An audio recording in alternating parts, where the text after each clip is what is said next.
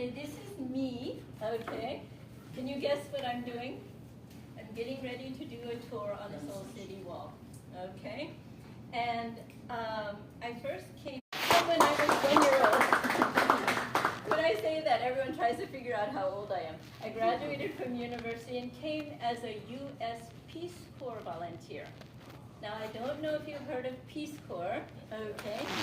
But Korea had a very important program here in Korea from 1966 until 1981. I came in the last cohort in 1980. And I worked in a rural health clinic as a TB, tuberculosis control volunteer, because in 1980, tuberculosis was a very serious disease in Korea, and we did general public health outreach for the years that I was a Peace Corps volunteer. Yes, okay. My daughter loves BTS. I love traditional Korean music. And for about 15 years, I managed a traditional Korean percussion group, and we toured all over the world. And that's what really got me my roots deepened in Korea.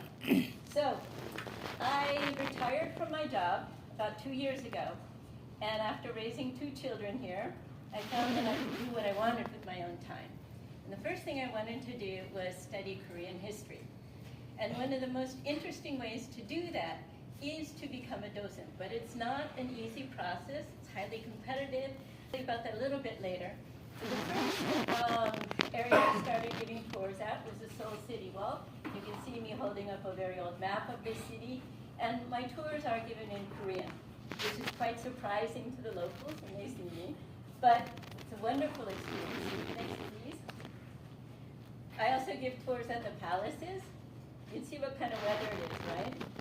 My coldest tour of the royal tombs, and as you can see, it's a much warmer area. I'm wearing a vest. I don't want you to feel bad, but at the entrance to the royal tombs, and maybe you saw this at the palace this morning, there was this very nice-looking kind of stone guide to the fact that it's been designated World Heritage by UNESCO. And these both have English and Korean, but frankly speaking, in my experience as a tour guide, nobody reads these things. Okay, so when I start my tour, I always start here, and I give people a brief explanation about why this particular cultural property was designated as UNESCO World Heritage. It's important that we don't skip that point, because we are very familiar with this, but we're giving our tours to average citizens, people who may have some